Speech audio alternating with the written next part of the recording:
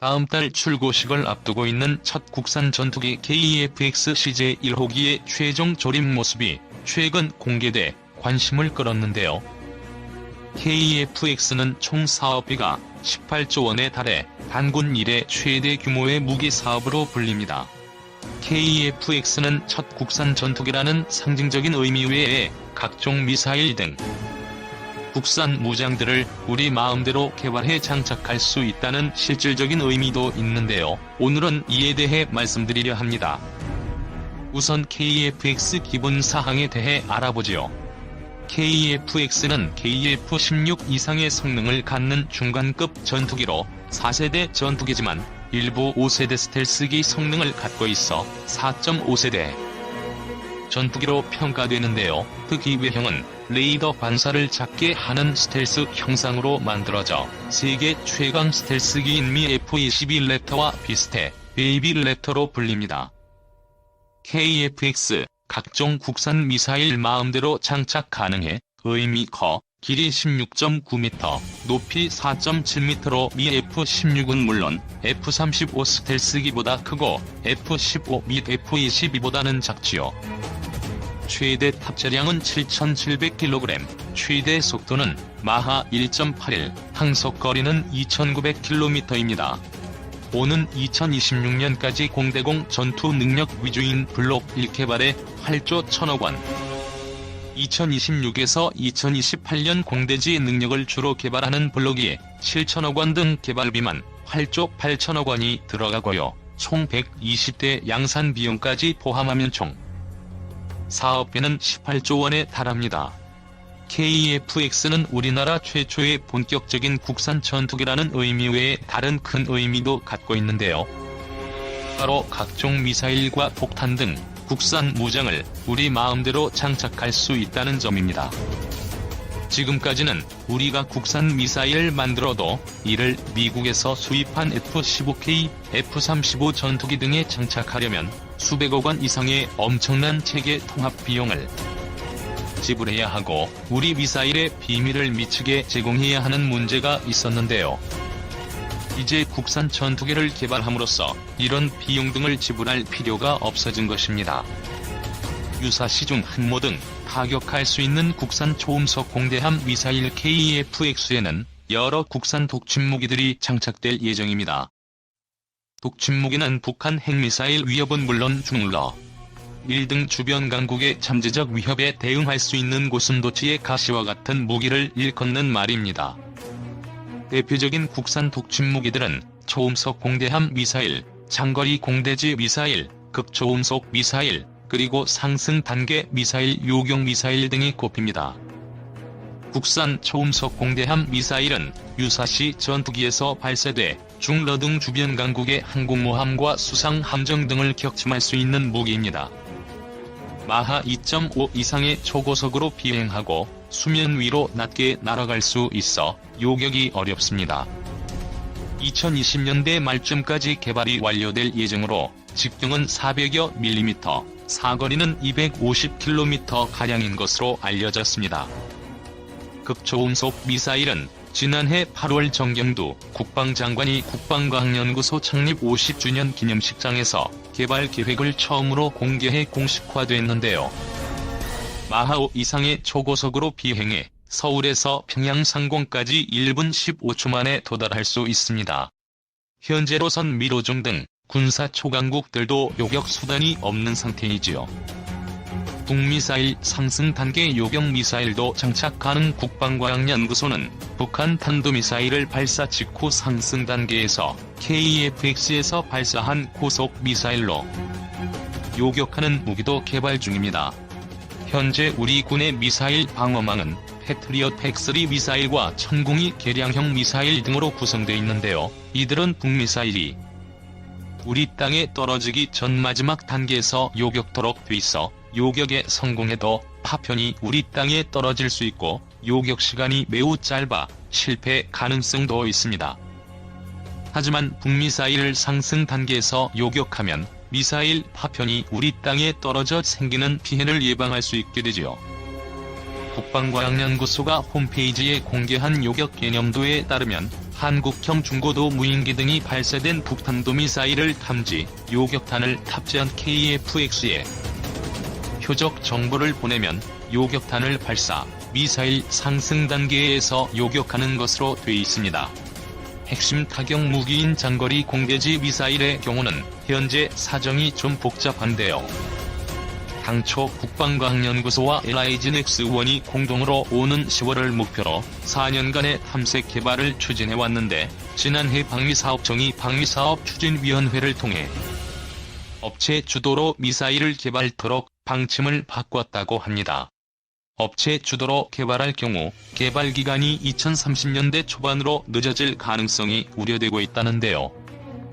KF-X용 국산 독침무기 개발 총력 기울여야. 이에 따라 KF-X 장착 장거리 공대지 미사일은 개발 기간과 실패 확률을 줄이기 위해 수출 조건이 유리한 해외 기술을 활용, 공동 개발할 필요성도 일각에서 제기되고 있습니다. 공군이 대북 정밀 타격용으로 도입한 유럽제 타우러스의 개량형 타우러스 KE가 대표적인 사례로 꼽히는데요. 독일 타우러스 시스템스가 개발 중인 타우러스 KE는 기존 타우러스에 비해 중량, 길이가 가볍고 짧아 KF-X는 물론 FA-50 국산 경공격기에도 장착될 수 있고, 사거리는 최대 600km 이상으로 타우러스보다 길다고 합니다. 다음 달 KF-X 시제 1호기가 출고되더라도 오는 2026년까지 지상시험, 시험비행 등 넘어야 할 산들이 많이 남아있는데요. 군 당국은 KF-X 장착될 국산 독침무기들도 차질 없이 개발될 수 있도록 총력을 기울여야 할 것입니다. 2. 죽다 살기를 반복하는 KF-X. 현재 시작기 조립 중인 KF-X 프로젝트는 여러 차례 사업이 중단될 위기를 넘기며 천신만고 끝에 여기까지 왔다. 전투기를 만들 변변한 기술도 없거니와 개발에 들어가는 천문학적 비용도 무시 못할 수준이 없기 때문이다. 결국은 국민의 세금이 투입되어야 하는 문제이기에 차라리 그 돈으로 미국 최신 전투기를 사서 운용하는 게 훨씬 좋다고 주장하는 의견도 무시 못할 정도로 목청이 높았기 때문이다. 하지만 우리는 반도체 세계 1등이 되기 전에 어떤 수준이었나 생각해보면 답은 자명하다. 힘들게 크릴륨 짓고 그 비싸다는 정밀 반도체 제조용 장비 사들이고 원자재에다 공정 개발까지 그 개발 비용이 어디 한두 푼이었을까? 당연히 반대파들도 있었으나 국내 그룹 총수들은 투자를 결정했고 보기 좋게 세계 1, 2위 기업이 대한민국에 있는 모습을 만들어내었다. 그런 성공 스토리 덕인지는 모르겠지만 사용자 측인 공군의 강력한 주장에 힘입어 KF-X는 그렇게 한 곱이 두 곱이 아슬아슬하게 흘러왔다. 눈자가 보는 현재까지의 개발 과정 중 최고의 하이라이트 포인트는 미국이 4대 기술 이전을 거부한 때라고 생각한다. 대당 1,500억 원을 호가하는 F-35를 한국에 팔아보려고 미국 로키드 마틴사는 AESA 레이더, IRST, EOTGP, RF제머 등 4대 기술을 한국에 지원하기로 하여 우리는 F-35를 거금을 들여 수십 대 구매하기에 이르렀다. 하지만 강력한 동맹국 간이 서로 피를 흘려가며 전의회로 다져졌다는 혈맹국이 전투기 개발하는데 미국은 꽤나 심기가 불편했던 모양이다. 미국 의회에서 로키드 마틴사가 한국에 제공하기로 한 4대 기술의 이전을 금지시켜버린다. 우리나라 입장에서는 참으로 난감한 순간이었을 것이다. 왜냐하면 당시에는 우리가 그런 기술 자체가 없었기에 부품을 들여와 조립이라도 해보겠다는 의지였는데 아예 개발을 해야 하는 상황이 되어버린 것이다. AESA 레이더만 해도 미국이 절대 팔지 않는 전투기인 F-22에 들어있는데 동시에 수백 개 목표물을 탐지 추격하는 장비로 기존의 기계식 데이터와는 너무나도 성능 차이가 커서 KF-X에는 대체 불가품이었던 것이다.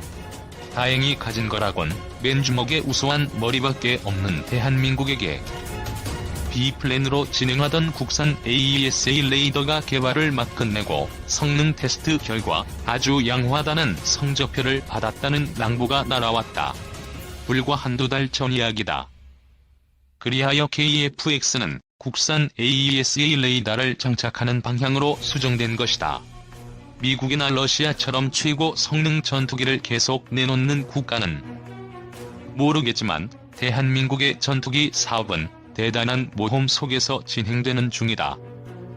일단 F-35 스텔스기 도입으로 한껏 눈이 높아진 KF-X 반대론자에게는 스텔스 성능이 부족한 것 하나만으로도 KF-X는 공격의 대상으로 안성맞춤이다. 적이 레이더에 탐지되는 4세대 전투기를 개발하느라 10여조 원을 쏟아붓느냐는 것이다. 맞는 말이긴 하지만 스텔스 성능만 빼면 나무랄 데 없는 전투기이며 블록 2와 블록 3을 거쳐 개발 보안으로 진정한 스텔스기로 만들어내겠다는 것이 개발자의 입장이며 당연히 그래야만 우리 공군에서도 마음 놓고 연공을 수호할 것이다. 이 와중에 미국은 F-35 판매 가격을 절반으로 낮췄다. 대한민국의 KF-X 개발을 은연 중에 방해하는 것이다. 미국은 T-50, TA-50, FA-50을 통해 대한민국의 기술력을 이미 알아버렸기 때문이다. 초음속 고등 훈련기로 개발을 하는데 옆에서 훈수 좀 두어주는데 한국 개발자들에 의해 명품 훈련기가 나와버린 것이다. 거기다 알아서 경공격기에 이어 경전투기로까지 척척 변경해내는 것을 보았다. 그냥 놔두면 대한민국의 전투기를 못 팔고 끝내는 게 아니라 아예 미국보다 더 좋은 전투기를 만들어낼 것이라 눈치챈 것이다. 그러니 4대 부품 기술 제공을 거부하고 F-22 바로 아래 급인 F-35는 선심 쓰듯 반값에 팔겠다고 제안하는 것이다.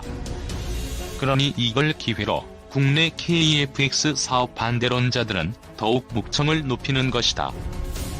하다못해 어떤 밀리터리 분야 유튜버는 국산 AESA 레이더의 성능이 형편없는 쓰레기라고 근거 없는 비난까지 대놓고 이야기하는 것이다. 갈수록 첨단화되는 전투기는 진입 장벽이 무척 높은 분야이다. 따라서 이번에 제대로 시장에 들어갈 기회가 온 만큼 대한민국은 막차를 탄 기회를 살려야 할 것이다. 지금 포기하면 전투기 분야는 영원히 미국에게 종속된다. 비싼 돈 주고 사서 성능도 다 못 내고 정비할 때마다 돈만 쥐어주는 그런 비싼 고철은 100날 천날 사모아봐야 낭비다. 그러므로 단 한 번에 모든 것을 완벽하게 성능을 내라고 개발자를 윽박지르고 말고 차분한 마음으로 응원해주자. 초도 개발을 성공적으로 마무리 짓고 블록 3까지 마무리 짓는다면 대한민국은 4세대도 아닌 역사적인 명품 5세대 전투기 출국이 될 것이다. 혼자 생전에 볼 수 있으리라 기대한다. 특히 KF-X에 자극받은 옆나라 일본이 다시 전투기를 개발하겠다고 은근히 부러워하며 들이댈 정도니 우리는 물론 주변국들도 KF-X 사업에 관심이 크다 하겠다. 개발자분들 부디 성공해주시기를 간절히 기원한다.